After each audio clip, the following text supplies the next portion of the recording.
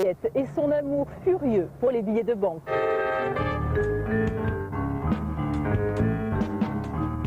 Mon vrai premier billet, c'était un billet de 200 francs noirs de 1856. À l'époque, au 19e siècle, les billets étaient imprimés en noir uniquement, pour des raisons techniques, puisque après ils ont été imprimés en bleu, puis polychrome à partir de 1906. Et ce billet, je l'avais payé 14 000 anciens francs.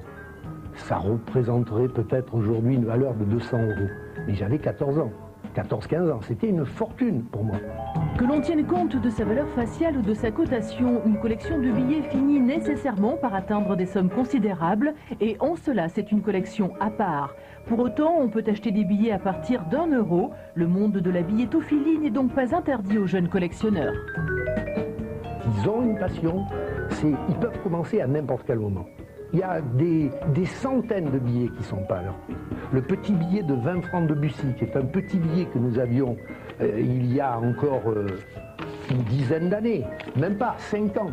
C'est un petit billet, le 20 francs de Debussy, qui est collectionné en ce moment par le plus grand nombre de collectionneurs. Et il se passe un phénomène extraordinaire que certains de ces petits billets, dans des émissions bien entendu extrêmement rares, atteignent les prix de billets qui ont un siècle, voire plus, et qui étaient considérés comme des billets rarissimes. Quelle est la fierté d'avoir un billet? C'est d'avoir un collectionneur en face de vous qui est ou votre égal en durée de collection, ou un jeune, et de lui montrer quelque chose qu'il n'a jamais vu, de voir l'émerveillement qu'il peut voir devant une pièce rare. Alors là, vous avez vraiment le bruit, écoutez ça. C'est du cristal. Ça, ce sont des billets qui sont dans des états extraordinaires, mais que l'on trouve encore à des prix qui ne sont pas excessifs. Et bien entendu, un jeune collectionneur qui voit un grand billet comme ça de 5000, avec cette beauté, regardez comme il est beau ce billet. Et ça s'appelait la Victoire. Véritable œuvre d'art, les grands peintres ont travaillé sur les billets anciens. 2 ans, c'est le temps qu'il fallait pour sortir un billet. Le ton justement et le filigrane de cette collection qui fait appel pour tout un chacun aux souvenirs d'enfance. Ces 100 francs, nos grands-parents l'ont connu. C'est le premier billet polychrome. Premier billet polychrome qui a circulé en 1906-1908, qu'on appelle le billet de Luc-Olivier Merson. Et là, il y a eu énormément de dates différentes. Certaines sont très recherchées, avec la signature Luc-Olivier Merson dans le petit ballot sous l'enfant. Claude Fayette, en collectionneur devenu expert, vient de sortir la 7e édition de son ouvrage de référence. Description de chaque billet de la Banque de France et cotation actualisée. Nous nous quittons sur ces images. Je vous donne rendez-vous demain, même heure, pour découvrir un autre univers, celui de Bria Bari et de son amour immodéré pour les poteries. Tous les collectionneurs ont des points communs. Le premier, c'est celui d'être quasi obsessionnel sur leur collection. Le second, c'est de montrer leurs trésors, de les partager. Aujourd'hui, je vous invite à suivre Bria Bari et son amour immodéré pour les poteries.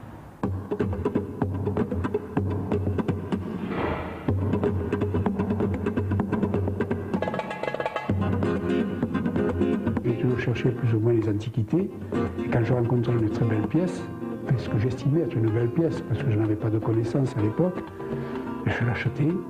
Et j'ai commencé comme ça, 2, 3, 4, 5, la dizaine, la vingtaine. Et puis on commence à s'instruire, à connaître des experts, à acheter des revues spécialisées. Et de là est venue la recherche de la pièce introuvable. Jarres, fontaines, cruches à eau, à huile, pots à graisse, à confit, moules, gourdes, brocs, bouteilles, engrais en terre cuite, vernissées. La collection de poterie du peintre Bria Bari est un hommage aux pièces façonnées par la main des hommes, un hymne à leur histoire quotidienne. Ça devient quoi une collection? Est-ce que c'est quelque chose qui vire à l'obsession? En partie, oui. Oui, parce qu'il m'arrive de rêver quand un ami a trouvé, et ces jours-ci encore, une poterie qui m'a raflé sous mon nez, j'en ai rêvé la nuit. Il y a des objets qui vous parlent plus que d'autres, on ne sait pas pourquoi. C'est la forme, c'est le côté esthétique de l'objet, son ancienneté aussi, il joue un rôle important. Alors on ne peut pas dire c'est la pièce la plus chère, non, des pièces sans valeur ou presque, ou très abîmées, moi ça m'est égal, je peux acheter une pièce qui n'a pas de valeur marchande ou presque, parce qu'elle a été cassée en 10 morceaux et qu'on a recollé. Mais si elle a une allure et si elle est rare en plus, c'est la joie.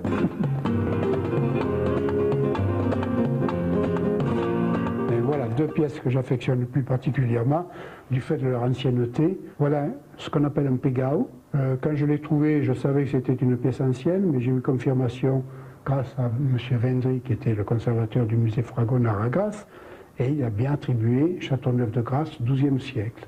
Et celle-ci a été trouvée à Toulon. Celle-ci a été trouvée aussi dans la région, sur le marché de brocante, et de même origine. Une collection, ça prend de la place? Donc, là, ne m'en parlez pas à mon épouse. Comment on fait avec des poteries? Comment on fait? Là, on présente les dernières toujours. Ça, c'est une pièce qui rentre, elle a sa place. Même parfois, c'est les secondaires, mais elle est nouvelle. Là, c'est un réflexe. Mais après, bon, on l'élimine pour remettre quelque chose de plus adapté. Mais ce qui est grave, c'est que quand on déplace un objet, ça vous déplace des tas d'autres objets. Une histoire d'harmonie. Pour Bria Bari, tout a commencé il y a plus de 50 ans avec cette cruche de tête qu'il trouva par hasard sous de vieux sabots dans le grenier d'une ferme du XVIIIe siècle, quelque part dans le Lot. Un demi-siècle plus tard, ce sont plus de 1500 poteries qui embellissent sa vie. Nous nous quittons sur ces images. Je vous donne rendez-vous demain, même heure, pour découvrir un autre univers, celui de Jean-Pierre Ricardo et de son amour immodéré pour les poupées Barbie. Saviez-vous que les poupées Barbie ne sont pas seulement faites pour les enfants? Il y a des poupées Barbie de collection. Certaines ne sont éditées qu'à quelques rares exemplaires. Eh bien, Jean-Pierre Ricardo les a tous, ces exemplaires. Je vous propose de nous suivre dans son univers. Pour moi, Barbie n'a jamais été un jouet dans le sens où j'ai jamais préparé la dinette ou j'ai jamais joué à la poupée, entre guillemets. Pour moi, ça a été toujours un être humain en réduction à l'échelle 1/6, qui est une échelle assez peu courante d'ailleurs en maquettisme, et qui m'a permis de pouvoir créer des décors à son échelle, de faire un petit théâtre à son échelle, d'organiser des petites représentations et plus récemment de m'orienter plutôt vers la photographie. Et ça, on le découvrira plus tard. Donc cette série a été hélas composée que de 3 poupées. Mademoiselle Isabelle, qui a un petit regard en coin assez coquin, avec un petit camé. Ça, c'est la seconde, Lady Camille, qui est quand même d'un style un petit peu plus simple. Donc là, vous avez la duchesse Emma, qui est magnifique, avec une finesse de visage, avec un souci du détail dans le costume, et puis la présentation qui en fait un tableau vivant. Barbie révolutionnaire dans le monde du jouet lors de sa création en 1959. Barbie pas que pour les enfants, mais dans ses versions officielles de collection destinées aux plus grands. Barbie habillée par les plus prestigieux couturiers en modèle historique vintage, en porcelaine de style européen, africain, asiatique ou hispanique. Barbie, véritable phénomène planétaire. Jean-Pierre, qui rêvait d'être décorateur de théâtre ou de cinéma, l'est devenu dans son monde à l'échelle 1/6. Ça a donné un sens à ma vie. Déjà, je pense que vous avez dû avoir ce genre de réaction dans d'autres collectionneurs.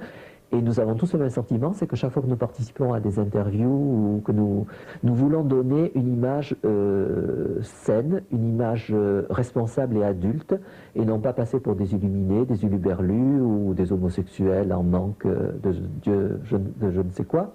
Une fois qu'on montre et qu'on montre que c'est quelque chose de sérieux, qui est digne de respect, je pense que le respect et la sympathie sont quand même les attitudes les plus courantes vis-à-vis d'un collectionneur Barbie. Une pièce de la maison est intégralement consacrée au rangement des accessoires chinés ici et là.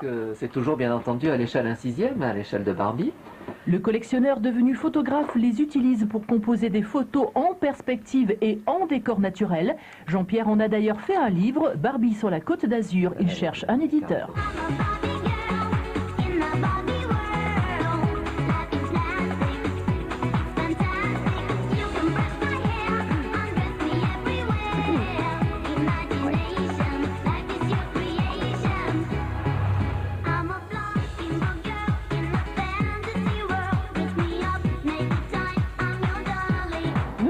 Sur ces images, je vous donne rendez-vous demain, même heure, pour découvrir un autre univers, celui de Gérard Courreau et de son amour immodéré pour les boîtes à chocolat.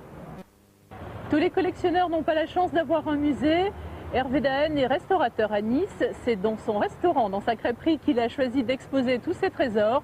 Des phonographes, tous plus anciens les uns que les autres, mais tous en état de marche, rarissimes.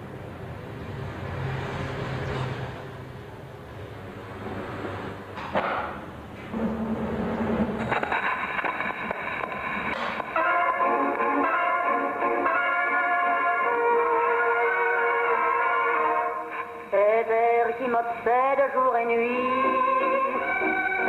Je collectionne à partir d'avant les dates de la Première Guerre mondiale, jusqu'à 1920 maximum. Faute de musée, c'est dans son restaurant qu'Hervé a déployé sa collection de phonographes. Une centaine de pièces, toutes plus rares les unes que les autres, en parfait état de marche. Une passion en écho à celle qui le liait à Yvonne. Comment ça vous est venu? Comment tout a démarré? Par amour de ma grand-mère. Je voulais me rapprocher le plus possible de sa date de naissance, en fait. La pièce la plus ancienne est un graphophone à monnayeur de 1886, un appareil permettant d'enregistrer ou de diffuser de la musique. Et quelle est la plus belle invention, je veux dire, de pouvoir emprisonner la voix humaine dans une boîte? Au détour des phonographes, étonnante et sublime, une pièce exceptionnelle à double pavillon. L'écophone, on va dire que c'était le début de la stéréo, entre guillemets. Il servait principalement, je vais dire, dans les salles de bal, dans des salles de concert plus ou moins, mais bon, dans les balles de musette qui étaient très sympas d'ailleurs. Les balles, les guinguettes, c'est pour eux qu'a été créé le tricolore en 1909, un phonographe rarissime, lumineux, typiquement français, bleu, blanc et rouge. Pour les bistrots, les restos où l'on cherche une musique qui dure plus longtemps, on invente un disque 120 tours d'un demi-mètre de diamètre sur cet appareil spécial de 1906.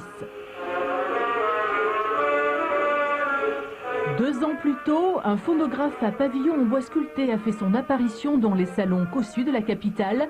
Ce modèle, la voix de son maître, s'arrache, il coûte une fortune. À l'époque, c'était quand même, je veux dire, le très haut de gamme, c'était réservé à une certaine classe sociale. Certainement dans la très haute bourgeoisie. La chaîne IFI, la grande chaîne IFI de l'époque. Dans la collection de phonographes d'Hervé, il y a un intrus.